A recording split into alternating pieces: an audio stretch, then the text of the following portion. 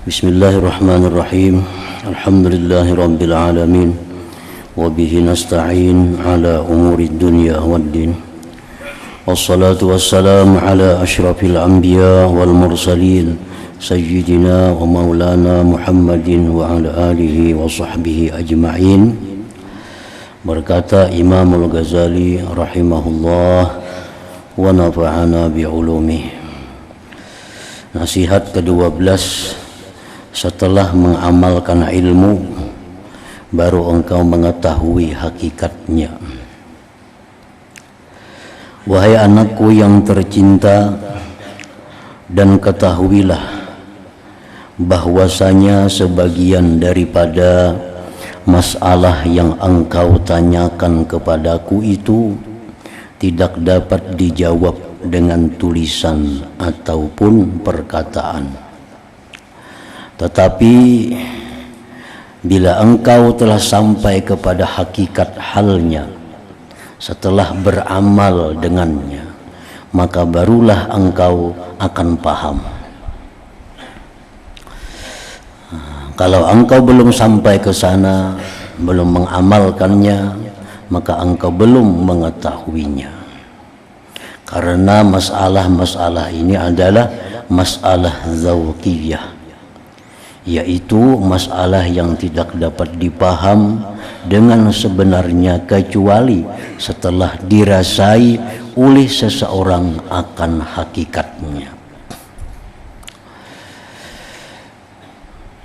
Maka masalah-masalah yang seperti ini tidak dapat disifatkan, dijelaskan dengan perkataan, tetapi mesti dicoba dan dirasai.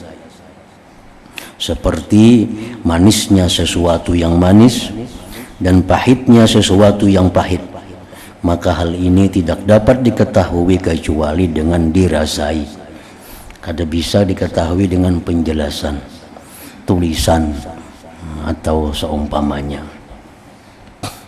Seperti contohnya adalah halawatul iman, manisnya iman. Manisnya iman artinya lazzatul ibadah atau lazzatut ta'at. Bagaimana manisnya iman itu, bagaimana lezatnya sembahyang itu. Nah, itu kada bisa kita tulis dengan tulisan menerangkan, kada ada sesamaannya, kada bisa dengan penjelasan panjang lebar, kada bisa juga. Tapi bila kita mengamalkan ilmu-ilmu yang berurusan dengan itu, kita akan dapat rasanya itu. Nah, sesuai dengan sejauh mana kita mengamalkan ilmu itu. Seperti apa yang disabdakan Rasulullah sallallahu alaihi wasallam, salasun man kunna fihi wajada halawatal iman. Nah, ujar Nabi, ada 3 perkara. Barang siapa yang 3 perkara itu ada pada dirinya, maka dia akan mendapatkan manisnya iman. Manisnya iman. Barang siapa yang ada pada dirinya 3 perkara, maka dia akan merasakan manisnya iman, lezatnya ibadah. Nah, bila kita berusaha untuk mendapatkan 3 itu, kita amalkan 3 hal itu, nah kita akan diberi Allah yang namanya halawatul iman, manisnya iman itu. Apa yang 3 hal itu? Antara lain, ujar Nabi kita, ayyakunallah wa rasuluhu ahabba ilaih mimma siwahuma. Bahwa adalah Allah dan Rasul lebih dia cintai kepada dirinya daripada selainnya. Nah, itu pertama. Kalau kita mengamalkan itu, kita akan merasai manisnya iman. Bahwa adalah Allah dan Rasul yang paling dicintainya kepada dirinya daripada selain keduanya itu. Artinya orang menempatkan cinta kepada Allah dan Rasul itu adalah nomor satu dalam dirinya. Nomor satu.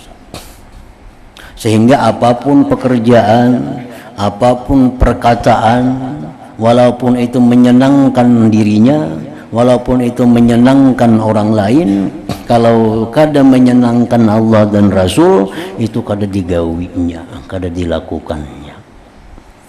Nah, soalnya dia mengutamakan cinta Allah dan Rasul.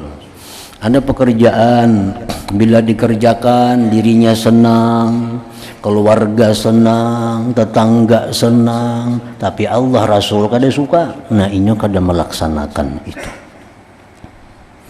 Itu artinya orang yang menempatkan Allah dan Rasul sebagai yang nomor satu dicintainya di dalam dirinya.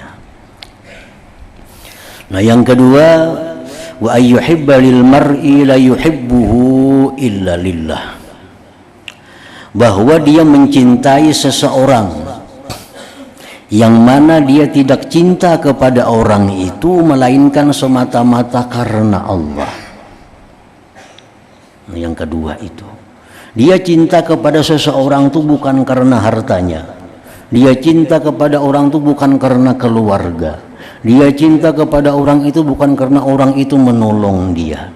Dia cinta kepada orang itu bukan karena orang itu baik dengan inya. Tetapi dia cinta kepada orang itu semata-mata karena Allah. Dan ini bisa terjadi apabila yang dicintainya itu adalah orang-orang yang dekat dengan Allah. Orang-orang yang saleh, orang-orang yang takwa kepada Allah Subhanahu wa taala. Ada orang ahli ibadah, lawan inya kada kenal, lawan inya kada pernah berhubungan, lawan inya kada pernah membantu, lawan inya kada pernah menolong. Tapi karena orang itu orang yang takwa kepada Allah, dia cinta kepadanya karena Allah. Nah, ini kita kada pernah menuntut ilmu, kada pernah mengaji lawan sidin, kita kada pernah mendengar petuah sidin, kita kada pernah dibantu oleh sidin, kita kada pernah oleh sidin, tapi sidin itu orang yang takwa kepada Allah. Lalu kita cinta kepada sidin semata-mata karena sidin takwa. Nah, itu artinya kita cinta semata-mata karena Allah. Nah, dua itu.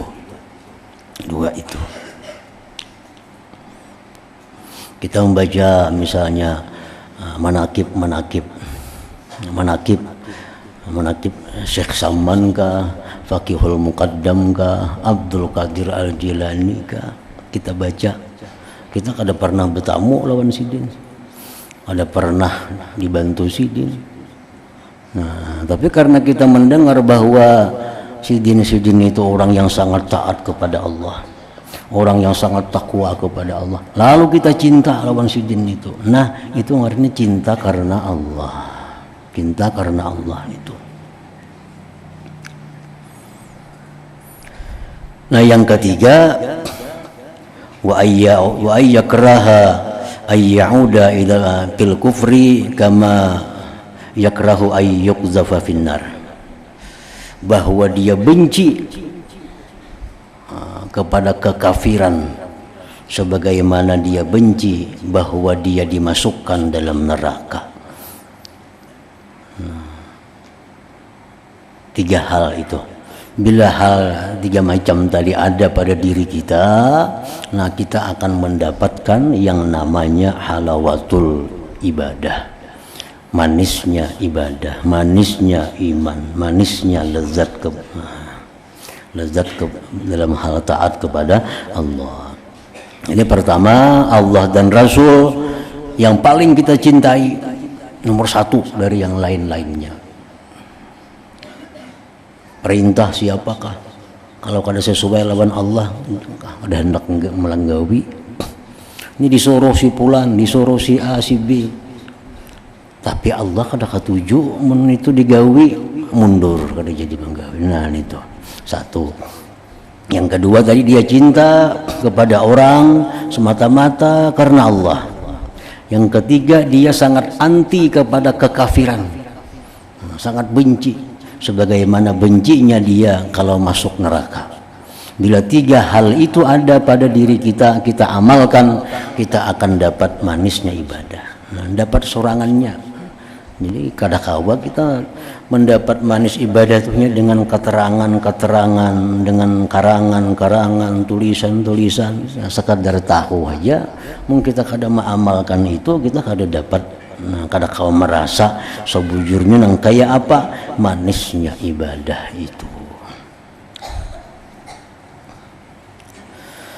Seperti dihikayatkan bahwasanya ada seorang yang mati pucuk, inin itu artinya orang yang imputin, menulis surat kepada kawannya dan meminta daripadanya kawan itu untuk menerangkan kepadanya akan kelezatan jima itu bagaimana.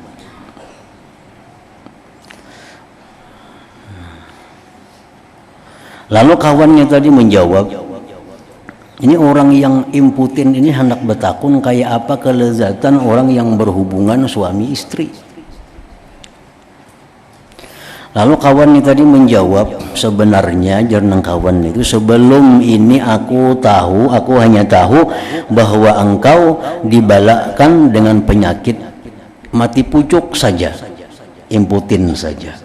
Dan sekarang ini aku tahu bahwa engkau bukan hanya sekedar itu, tetapi ditambah lagi dengan penyakit bodoh. Dulu aku tuh kenal di jam tuh imputin.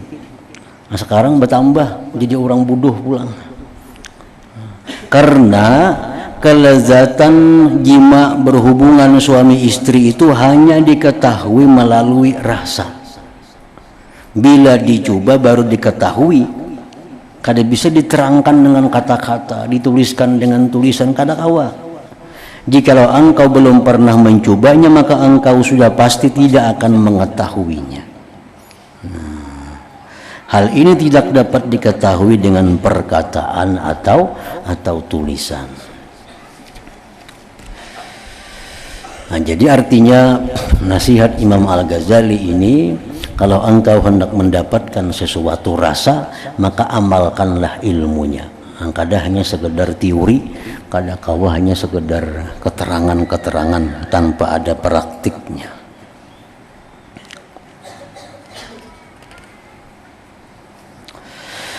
Nasihat ke-13, 4 sifat kesempurnaan bagi orang yang salik, bagi orang yang berjalan menuju kepada Allah. Wahai anakku yang tercinta, wajib ke atas orang yang salik menjalani jalan akhirah bahwa ia menyempurnakan 4 macam sifat ini. Pertama, i'tiqad yang benar, yang tidak ada bid'ah di dalamnya. Maksudnya mengikuti akidah ahli sunnah wal jamaah. Itu pertama. Kalau orang hendak ma'rifat lawan Allah itu, ya bahasa nyamannya mun orang hendak jadi wali itu pertama dulu mesti mempunyai akidah ahli sunnah wal jamaah. Akidah ahli sunnah wal jamaah ini seperti yang diterangkan oleh Imamul Ghazali, seperti yang diajarkan oleh Al-Imamul Faqihul Muqaddam. Di daerah Jawa seperti yang diajarkan oleh para wali-wali sungo itu. Di Kalimantan seperti yang dibawa oleh Syekh Muhammad Arsyad Al-Banjari. Itu akidah yang mereka ajar, yang mereka sebarkan adalah akidah ahlus sunnah wal jamaah. Pokoknya ulama-ulama kita dahulu, ulama-ulama kita bahari itu, mereka datang, mereka sekolah di Mesir, mereka sekolah di Mekah, datang ke kampung kita, ajarannya pasti ahlus sunnah wal jamaah. Nah itu.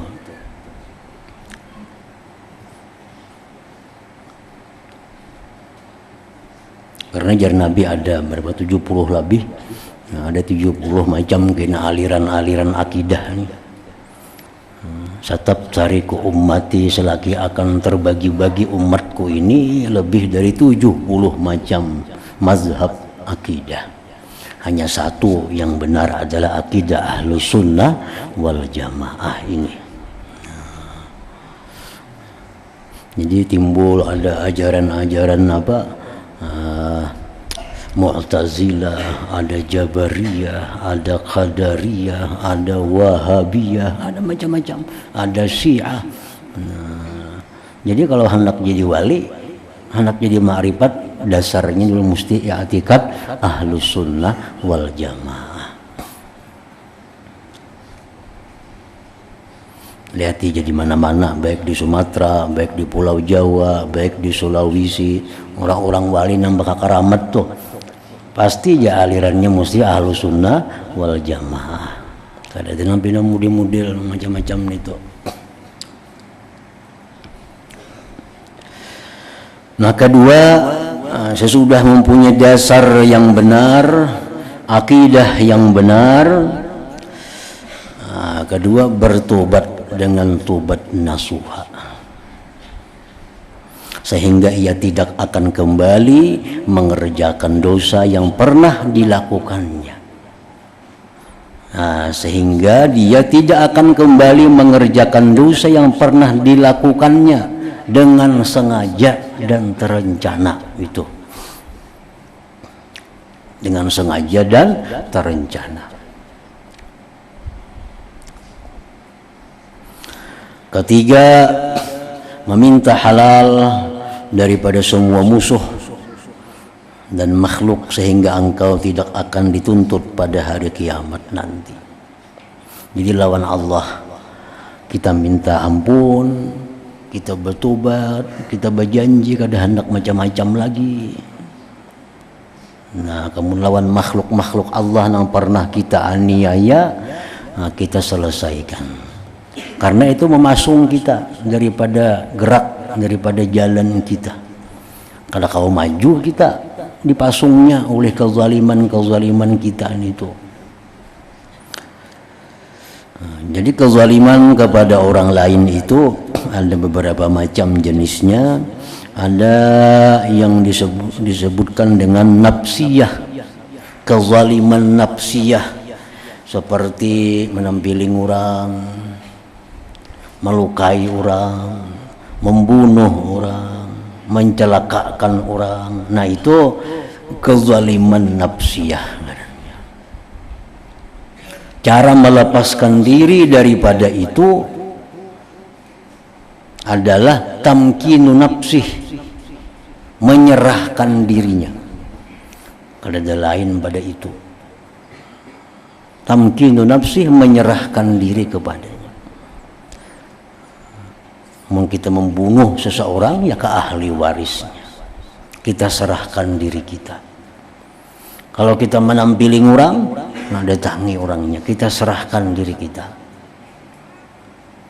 Tawarkan tiga penawaran kepada orang yang kita aniaya itu. Satu, aku datang lawan ikam ini menyerahkan diri untuk 3 hal. Boleh engkau balas seperti apa yang kulakukan dengan engkau. Aku pernah dulu menampiling ikam di kepala, nah tampiling jaga kepalaku. Tampiling. Dulu aku nampiling ikam tengah orang banyak, tampiling jaku tengah orang banyak. Kalau ikam kada hakun itu, ikam boleh hendak bayar denda. Berapa hendak ikam ganti untung ngarannya. Jadinya ya aku minta 1 juta aja lah, ada bapak beri 1 juta. Yang ketiga, dibebaskan, diridha akan dimaafkan. Nah, jadi 3 hal itu. Kalau kita pernah menganiaya diri orang, nah bila itu belum kita lakukan, kadang mau maju, tak kurung diri kita dengan kezaliman itu, kadang mau maju. Amaliyah nang kayak apa aja banyaknya tertahan. Kada kau masuk karena dipasung oleh kezaliman itu. Nah, yang kedua yang bersifat irdiyah, Irdiyah ini pribadi orang. Nah, kita menghinakannya, kita menggibahnya, kita memfitnahnya. Itu mesti diselesaikan juga. Kalau hendak jadi orang salik, hendak jadi orang yang berjalan menuju jalan akhirat, itu mesti diselesaikan. Kalau kita menggibah seseorang, menyebut tentang inya yang benar ada, itu menyebut tentang sesuatu yang ada dan inya kada suka, gibah kan ngarannya tuh. Nah, gibah ngarannya. Pertama kita ketahui dulu kira-kira ucapan kita itu sampai kada ke telinganya. Sampai kada kira-kira. Dan kita menyambat ingin itu sampai kada ke telinganya.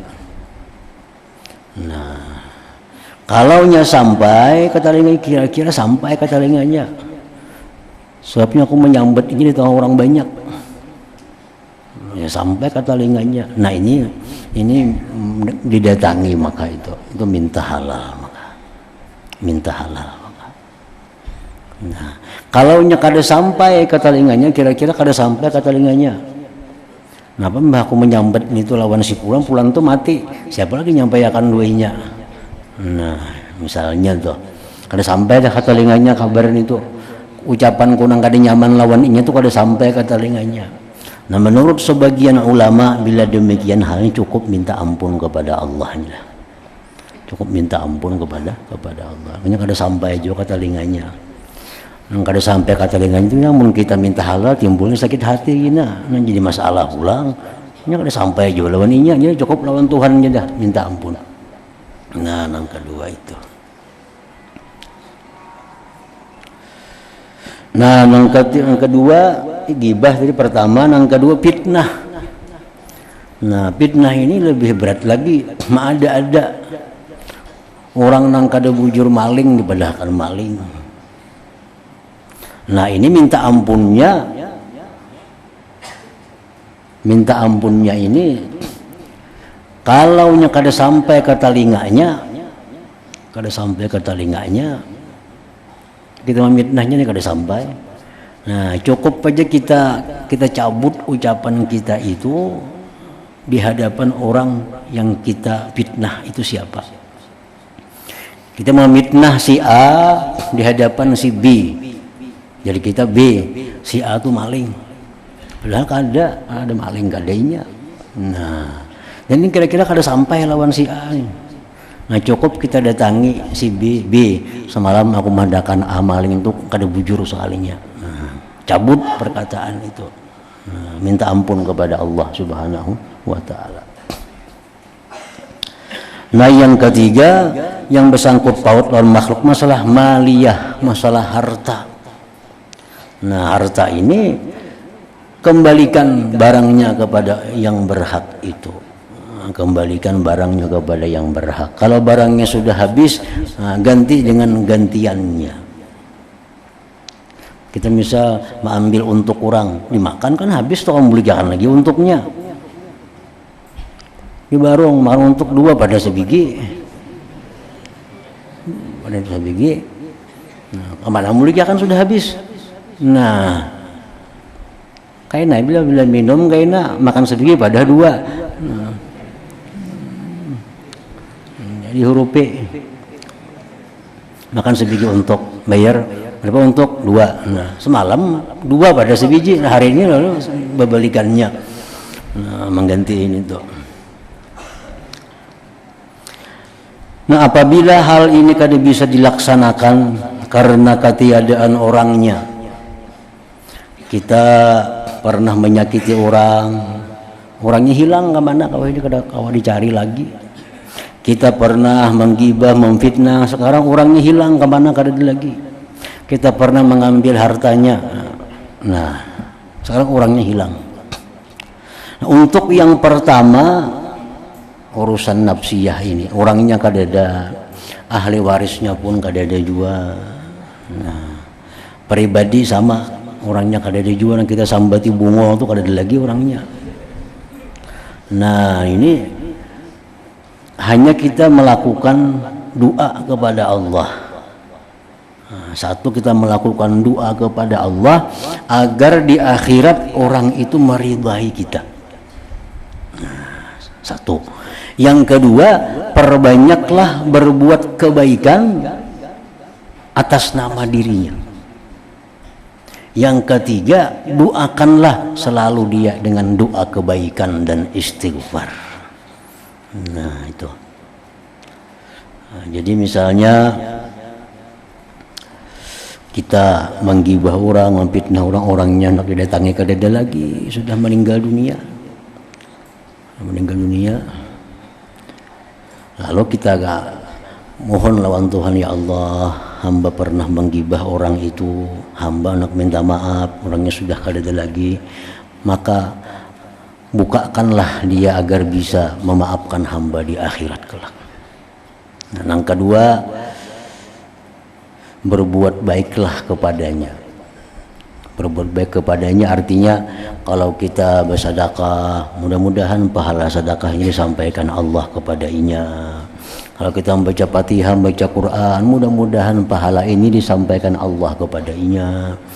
Nah, yang ketiga, doakan kebaikan dan mintakan ampun kepada Allah terhadap dia.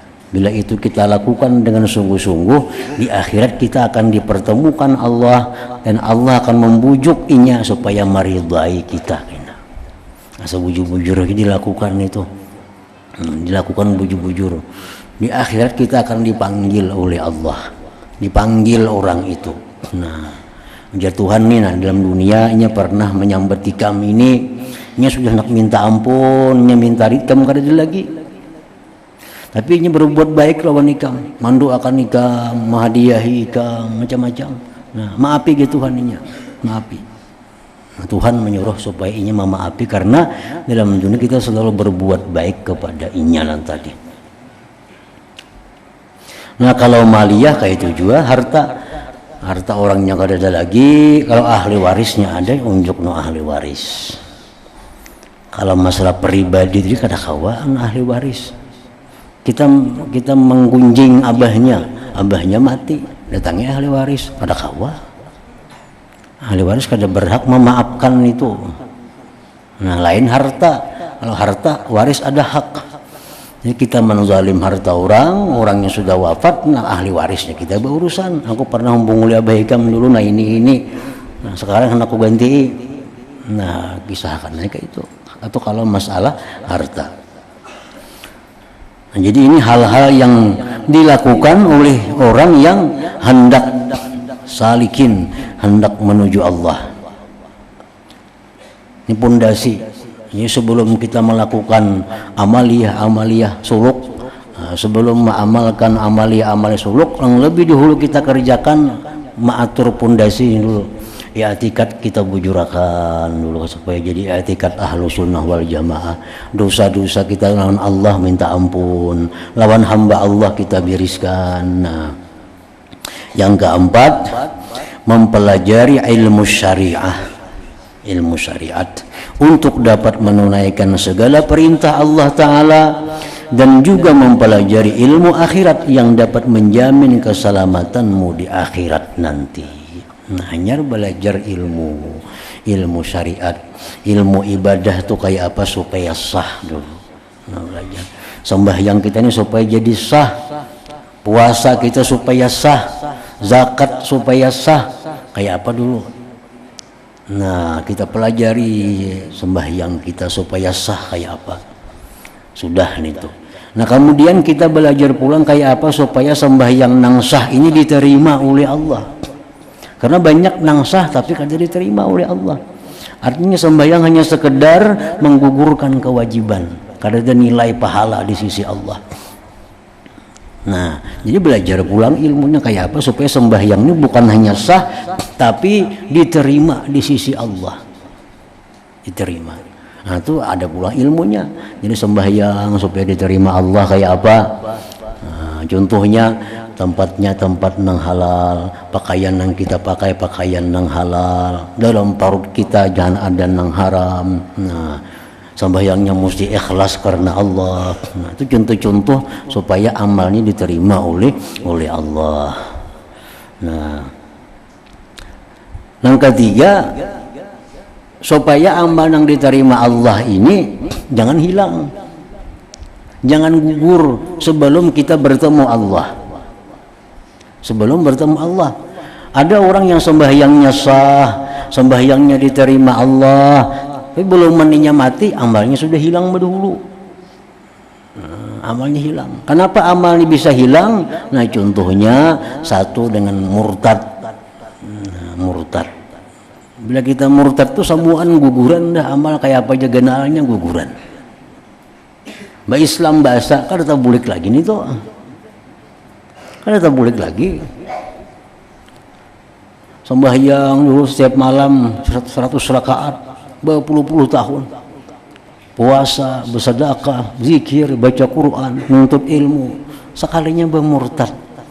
Nah, artinya mengucapkan kata-kata yang murtad atau berbuat sesuatu perbuatan yang murtad atau mengetikatkan sesuatu i'tikad yang murtad. Murtadlah inya. Nah, dengan murtad ini amalan yang berpuluh-puluh tahun tadi jadi hangus. Walaupun kita berislam bahasa, kan kita bulik lagi nih tuh bahasa pulang mulai situ. Nah, jadi dijaga bujur jangan sampai murtad itu terjadi pada diri seorang yang beriman. Yang kedua seperti apa lagi? Seperti riya. Nah, itu sama aja juga. Riya itu menggugur. Waktu beramal kita sah sesuai syarat rukunnya, diterima Allah.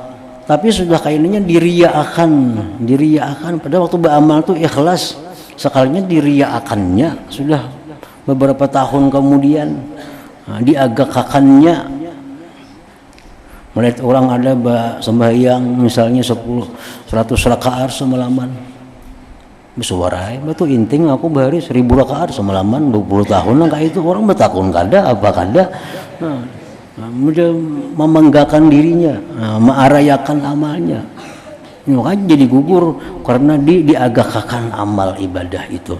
Nah, jadi ilmu-ilmu itu yang dipelajari sebelum kita masuk kepada jalan Allah. Ilmu supaya sah beribadah, ilmu supaya ibadah itu diterima oleh Allah, dan ilmu supaya ibadah yang diterima itu utuh sampai kita bertemu dengan Allah Subhanahu wa ta'ala. Nasihat ke-14 wasiat Imam Ash-Shibli rahimahullahu ta'ala adalah dihikayatkan bahwa Al-Imam Shibli rahimahullahu ta'ala telah berkhidmat kepada 400 orang guru. Imam Shibli bisi guru 400. Dan beliau juga berkata, aku telah membaca 4.000 buah hadis. Kemudian aku pilih daripada bilangan itu sebuah hadis. 4.000 nang ku kaji hadis, satu hadis yang ku ambil, yang benar-benar aku amalkan akan dia dan aku tinggalkan yang lain daripadanya. Karena aku telah memperhatikan hadis yang aku pilih ini dan aku telah mendapati di dalamnya ada keselamatanku dan kesejahteraanku.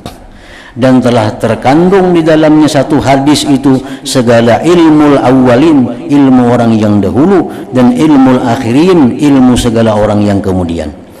Maka aku merasa cukup dengan berpegang teguh dengannya satu hadis itu. Nah, hadis itu ialah sebuah hadis yang diwasiatkan oleh Rasulullah sallallahu alaihi wasallam kepada salah seorang sahabatnya. Hadis itu berbunyi, i'mal lidunyaka biqadri muqamika fiha wa'mal li akhiratika biqadri baqaika fiha wa'mal lillah biqadri hajatika ilaih wa'mal linnar biqadri sabrika alaiha. Artinya, bekerjalah untuk duniamu sekedar mana engkau akan tinggal di dalamnya, dan beramallah untuk akhiratmu sekedar mana engkau berada di sana.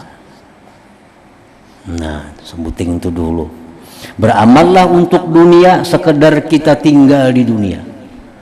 Bekerjalah untuk dunia sekedar kita hidup di dunia. Bekerjalah untuk akhirat sekedar lamanya kita diam di akhirat.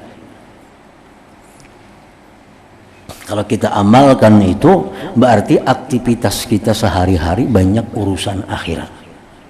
Karena apa? Karena kita bakal lawas diam di sana. Nah, otomatis persiapan kita banyak mengarah ke sana daripada dunia yang kada lawas ini. Paling lawas kita 100 tahun. Paling lawas sudah wahidi bilang kada ada lagi umur 100 itu. Di akhirat maka ada kisah lagi lawasnya salawasan dah. Nah, jadi bekerja kita di dunia ini waktu kita 24 jam sehari. Berapa jam kira-kira untuk nangsagan umur 100 tahun nih? Berapa jam kira-kira nangsagan umur selama-lamanya itu? Nah, kita lagi membagi. Nah, berarti dalam dunia ini aku cukup 3 jam sehari bekerja. Karena kan ada lawas juga diam di sini. Nah, 10 jam kena aku sagan di akhirat sana. Sisanya sagan guring kah, istirahat ke apakah lagi. Nah, jika itu maka jadi porusi nang bujur tuh, porusi nang bujur. Kita diam di sini sekian tahun, persiapan kita cukup 3-4 jam sehari mau urus nih tuh. Persiapan kita yang bakal hidup jutaan tahun kada habis lagi. Nah, itu tentu banyak waktunya untuk menyiapkan yang banyak nih tuh. Nah, sabuting itu. Ini dunia artinya bekerja juga, cuma sekadar kita diam di dunia. Amun kita urusan dunia berhari-hari, urusan akhirat sejam-jam aja, nah itu tabalik ngarannya. Tabalik. Urusan dunia 10 jam ada sehari kita mengurus dunia ini. Padahal pacang kada lawas kita tinggalkan nih. Urusan akhirat yang bakal selama-lamanya di jumlah paling-paling sejam. Sembahyang juhur 10 menit, sembahyang asar 10 menit itu lawas benar sudah lawan sunatnya itu. Nah, maghrib bisa dilawasakan sejam semuaan atau 3 jam semuaan lawan tahajud semuaan segalanya. 3 jam untuk akhirat, 10 jam untuk dunia. Nah, terbalik itu. Dibalik mestinya nang 3 jam ini untuk urusan dunia, nah 10 jam untuk akhirat. Maka itu mestinya. Nah, dan beramallah karena Allah sekedar mana engkau berhajat kepadanya. Beramallah, berbaktilah kepada Allah sekedar mana engkau berhajat kepadanya. Apakah kita berhajat benarkah lawan Tuhan ini atau tapi berhajatkah? Bila lawan Tuhan ini kita berhajat benar, banyaki amal lawan Tuhan, kebaktian kita, taat kita. Bila lawan Tuhan ini tapi berhajat, kurangi beramal. Kalau perlu kada coba amal lagi, lawan Tuhan kada berhajat juga. Nah, jadi beramallah kita kepada Allah sekedar seapa hajat kita kepada Allah. Amun kita menganggap Allah itu full hajat kita kepada Allah, nah tentu ibadahnya pun full kepada Allah. Kan manusia kita ini kada sama berhajatnya kepada Allah. Nah, ada sama. Ada orang semuaan menggantungkan hidupnya dengan Allah. Semuaan digantungkannya hidupnya dengan Allah, kada bisa lepas daripada Allah. Nah, orang seperti ini tentu hatinya, ibadahnya akan selalu kepada Allah. Ada orang-orang yang pindah tapi bahajat lawan Allah. Berdoa atau kulir, berdoa.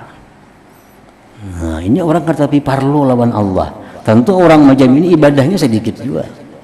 Yang diperluakannya kawan, diperluakannya keluarga, perluakannya atasannya, pimpinannya. Kalau Allah tuh ya nomor jauh lah. Nah, maka hidupnya orang ini untuk keluarga, untuk kawannya, untuk pimpinan, untuk Allah sedikit. Karena ini menganggap perlu kepada Allah sedikit. Nah, itu. Yang ketiga, buatlah sembarang amalan yang akan memasukkan engkau ke dalam api neraka, sekedar mana engkau sabar menahan siksaan. Ayo coba buat maksiat, buatnya maksiat. Amun anggaran tahan masuk neraka, ada apa-apa? Buat maksiat, muntung menggibah, muntung berdusta, yang tahan aja di neraka. Jadi mau tahan lagi di neraka, perbuatlah maksiat artinya. Amun kada tahan, jangan hendak maksiat. Dan buatlah sembarang amalan yang akan memasukkan engkau ke dalam api neraka sekedar mana engkau sabar menahan siksaan itu. Ada salah seorang ulama sufi, biasanya setiap aku hendak maksiat, ku nyalain dulu lampu. Ini adanya hendak maksiat, kulegit dulu lampu. Ku perakakan tangan, bila aku kada tahan, kada jadi aku maksiat. Jadi bila hendak maksiat, likit lampu. Tahan kada tangan di lampu itu. Bila kada hangus, gawi jam maksiat kada apa-apa. Bila anggaran hangus, kada usah. Karena api di sana lebih panas lagi dari api lampu ini beberapa puluh kali lipat, ratus kali lipat panasnya. Mun api yang halusnya sudah kelupuk-kelupuk kita, apalagi api di sana. Nah, jadi sebelum hendak maksiat, coba yang rokok tangan tahan kada. Bila tahan ya gawe. Nah, itu artinya buatlah sebarang amalan maksiat ke haram ke gawe aja. Sekedar mana engkau sabar menahan siksaan neraka itu. Nah, wahai anakku yang tercinta, ujar Imam Ghazali, apabila engkau mengetahui hadis ini, maka sebenarnya engkau sudah tidak perlu lagi kepada ilmu yang banyak. Ini hadis cukup. Ini jadi Imam Shibli, aku sudah membuka 4.000 hadis. Hadis ini aku ambil satu cukup sudah. Cukup ini hadis satu. Bahwa aku bekerja untuk dunia, sekedar apa lawasnya aku hidup di dunia. Aku beramal untuk akhirat, sekedar apa lawasku di akhirat. Aku berbakti kepada Allah, sekedar berhajatnya aku kepada Allah. Yang ketiga, aku akan berbuat maksiat bila aku mampu menahan azab api neraka. Nah, ini sebutin hadis sudah cukup daripada berapa ribu hadis yang kupelajari, ujar Imam Shibli tadi. Nah, kemudian nasihat ke-15.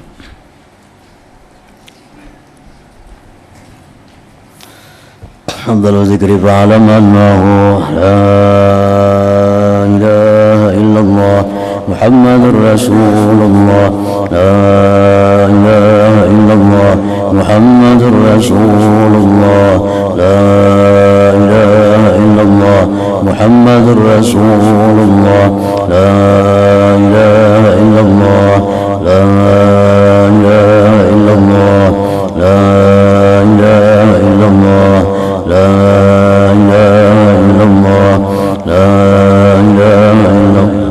Allahu Allah, Allahu Allah, Allahu Allah, Allahu Allah, Allah, Allahu Allah, Allahu Allah, Allahu Allah, Allahu Allah, Allahu Allah, Allahu Allah, Allahu Allah, la ilaha illallah Muhammadur Rasulullah, la ilaha illallah Muhammadur Rasulullah, la ilaha illallah Muhammadur Rasulullah, la ilaha illallah.